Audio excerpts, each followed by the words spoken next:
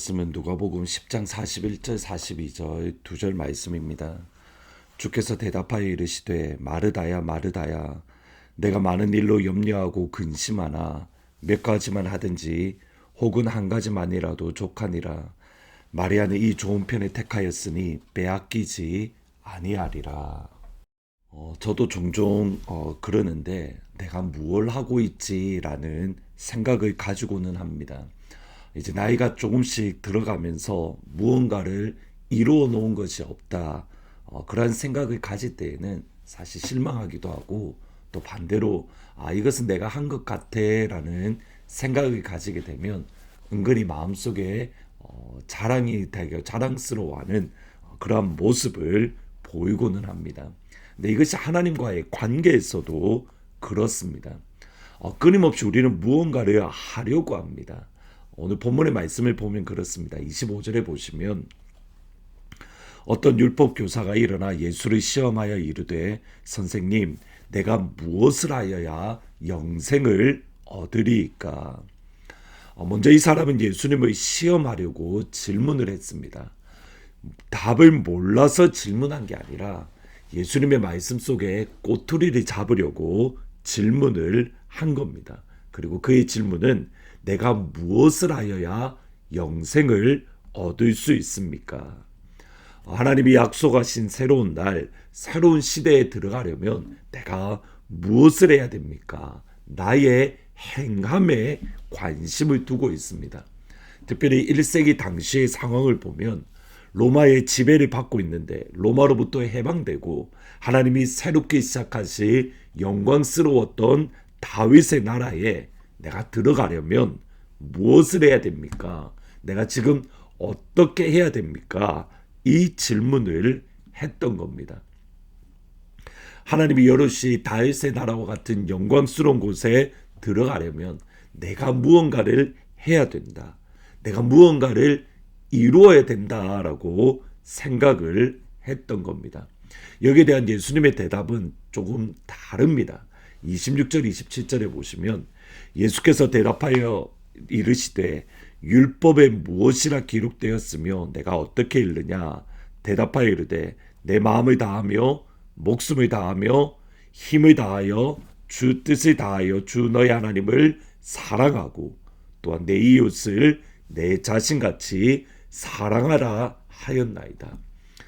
예수님의 대답은 분명합니다. 마음을 다하고 목숨을 다하고 힘을 다해서 하나님을 사랑하고 그리고 이웃을 사랑해라. 여기 사랑이라는 것은 무언가를 하는 존재가 아니라 존재 자체입니다. 내가 누구인지에 대하여 아는 것이 사랑입니다. 다시 말하면 내가 누구인지 아는 것, 나의 존재에 대한 것이지 내가 무엇을 하는가 이것이 초점이 아니라는 겁니다. 그것을 조금 더 자세히 설명하는 것이 선한 사마리아인의 비유입니다. 한 사람이 예루살렘에서 여리고로 내려가는 길에 강도를 만났습니다.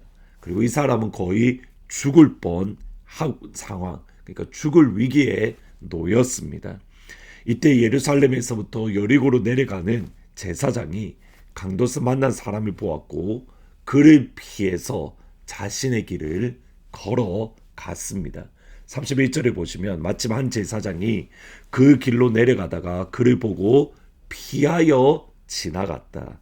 여기 피하여 지나가다는 말은 반대길로 완전히 돌아서 갔다라는 겁니다. 그 정도로 강도 만난 사람과 부딪히지 않으려고 그가 할 수 있는 최대한 먼 길을 돌아서 갔다는 겁니다. 제사장이 왜 이런 행동을 했을까 생각을 해보면 우선 자신도 강도를 만날 수 있다는 두려움 때문일 겁니다. 실제로 예루살렘에서 여리고로 내려가는 그 길은 험한 곳으로서 강도가 많이 나타났다라고 합니다. 그러니까 자기도 언제 강도를 만날지 모르니까 빨리 그 길을 벗어나고자 하는 그러한 마음이었을 겁니다. 동시에 이 제사장은 자신의 집으로 고향으로 돌아가면 또 다른 제사를 인도해야 될 수 있습니다. 제사를 인도하려면 필요한 것이 제사장의 정결입니다.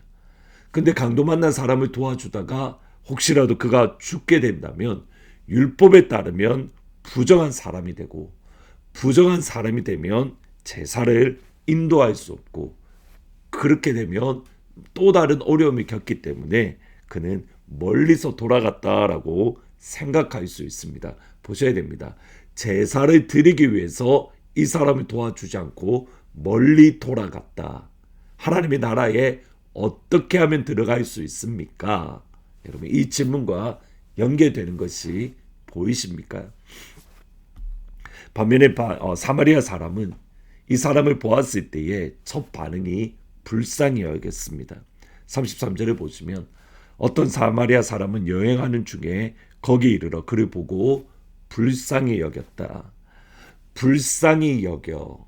사마리아 사람이 이후에 했던 행동들은 불쌍히 여겨라는 존재에서 나오는 모습들입니다. 불쌍히 여겼기 때문에 기름과 포도주로 상처를 치료해 주었고, 불쌍히 여겼기 때문에 주막으로 데려가서 돌보며 치료비를 대신 내주었습니다. 사마리아 사람은 사랑이라는 존재입니다. 그가 사랑이라는 존재였기 때문에 여기서 나왔던 행동들이 사랑의 행동이고, 예수님의 말씀은 분명합니다. 이웃이 되어주어라. 너희 스스로가 이웃이 되어주고 너희 스스로가 사랑의 존재가 되어주어라. 그러면 하나님 나라에 들어갈 수 있다. 그 다음 질문입니다. 그러면 어떻게 우리가 사랑이라는 존재가 될 수 있는 겁니까? 그것이 이어지는 말씀입니다. 예수님이 마르다의 집에 방문했습니다. 예수님이 오셨으니 잔치를 크게 벌렸습니다. 근데 마르다는 열심히 음식 준비를 하는데 마리아는 예수님 옆에 앉아만 있는 겁니다. 이것을 본 마르다가 마음이 너무 힘든 겁니다. 자신은 분주하게 이렇게 왔다 갔다 하는데 마리아가 꼼짝도 하지 않으니 예수님께 가서 예수님, 마리아로 하여금 나를 좀 도와주라고 이야기해 주세요. 이때 주님이 말씀이 이겁니다. 41절 42절에 보시면 주께서 대답하여 이르시되 마르다야 마르다야 내가 많은 일로 염려하고 근심하나 몇 가지만 하든지 혹은 한 가지만이라도 족하니라. 마리아는 이 좋은 편을 택하였으니 빼앗기지 아니하리라. 이 좋은 편을 택하였으니 음식 준비하는 게 잘못되었다가 아닙니다. 근데 그것에 앞서는 게 뭐냐면 이 좋은 것을 택하였으니 주님께 사랑받는 것, 예수님의 사랑을 풍성하게 받는 것이 먼저라는 겁니다. 하나님 앞에 사랑받는 자, 하나님 앞에 그 아버지의 사랑과 위로가 내 영혼에 충만한 자, 내가 아버지 앞에 사랑받는 자이고 내가 아버지에게 보석 같은 존재이고 내가 아버지에게 존귀한 자라는 이것을 경험하고 누리고 체험하면 자연스럽게 사랑이라는 존재가 되고, 사랑이라는 존재가 되면 사랑이라는 행동을 하게 되는 겁니다. 다르게 표현하면 하나님을 향해서 무언가를 하려는 것보다는 그것을 뛰어넘는 것이 내가 하나님 보시기에 어떠한 사람인가, 하나님이 나를 어떻게 사랑하는가, 하나님이 나를 얼마나 사랑하고 존귀히 여기는 아버지의 아들이고 딸인가, 그것을 누리는 것, 이것이 기독교의 핵심입니다. 예수 믿는다는 것은 무언가를 하는 것을 앞서서 내가 하나님 보시기에 누구인가, 얼마나 사랑받고 얼마나 존귀한 자이고 얼마나 보석 같은 존재인가, 그것을 누리는 것이 기독교의 핵심입니다. 오늘 이 시간 아버지 앞에서 내가 얼마나 사랑받는 자인가, 하나님이 나를 얼마나 존귀히 여기는가, 그 사랑을 다시 한번 경험하고 누리는 시간이 되기를 진심으로 축복합니다. 그래서 찬양은 이렇게 고백합니다. 당신은 사랑받기 위해 태어난 사람, 당신의 삶 속에서 그 사랑 받고 있지요. 태초부터 시작된 하나님의 사랑은 우리의 만남을 통해 열매를 맺고 당신이 이 세상에 존재함으로 인해 우리에게 얼마나 큰 기쁨이 되는지. 아멘. 기도하십니다. 예수님, 하나님 앞에 우리가 얼마나 사랑받는 존재인지, 하나님이 우리를 얼마나 사랑하시는지 우리의 마음의 눈을 열어서 보게 하시고 누리게 하시고, 오늘 우리를 바라보며 미소 지으시는 예수님의 그 모습을 우리가 누릴 수 있도록 하나님 인도하여 주옵소서. 무언가를 하는 것이 아니라 하나님 보시기에 내가 얼마나 사랑스러운 자인가, 하나님이 나를 얼마나 기뻐하시고 미소 지으시는가, 여기에 우리의 마음과 생각을 쏟을 수 있도록, 또 그것을 누릴 수 있도록 축복하여 주옵소서. 예수님이 서문자 권사님을 치유하십니다. 예수님이 엔젤을 치유합니다. 예수님이 은혜를 치유합니다. 예수님이 지영자매를 치유합니다. 예수님이 이금래 권사님을 치유합니다. 예수님이 백운주 집사님을 치유합니다. 우리 예수님이 하트포드 제2장로교회 모든 권속들을 치유하십니다. 예수님의 이름으로 기도합니다. 아멘. 예수님의 그 사랑을 풍성히 받아 누리는, 예수님의 사랑받는 자임을 경험하는 복된 하루가 되기를 주님의 이름으로 축복합니다. 사랑받기 위해 태어난 사람, 당신의 삶 속에서 그 사랑받고 있지요. 당신은 사랑받기 위해 태어난 사람, 당신의 삶 속에서 그 사랑받고 있지요. 태초부터 시작된 하나님의 사랑은 우리의 만남을 통해 열매를 맺고, 당신이 이 세상에 존재함으로 인해 우리에겐 얼마나 큰 기쁨이 되는지. 당신은 사랑받기 위해 태어난 사람, 지금도 그 사랑 받고 있지요. 당신은 사랑받기 위해 태어난 사람, 지금도 그 사랑 받고 있지요.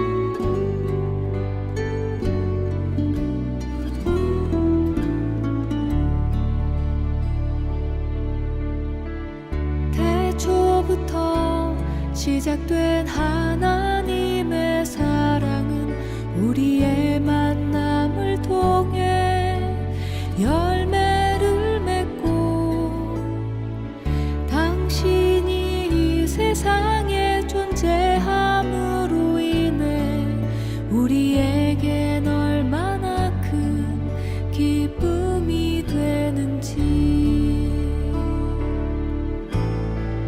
당신은 사랑받기 위해 태어난 사람, 지금도 그 사랑 받고 있지요.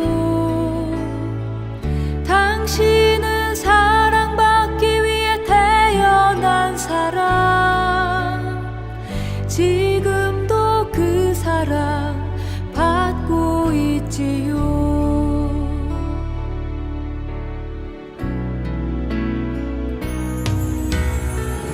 당신은 사랑받기 위해 태어난 사람, 지금도 그 사랑 받고 있지요. 당신은 사랑받기 위해 태어난 사람, 지금도 그 사랑 받고 있지요. 당신은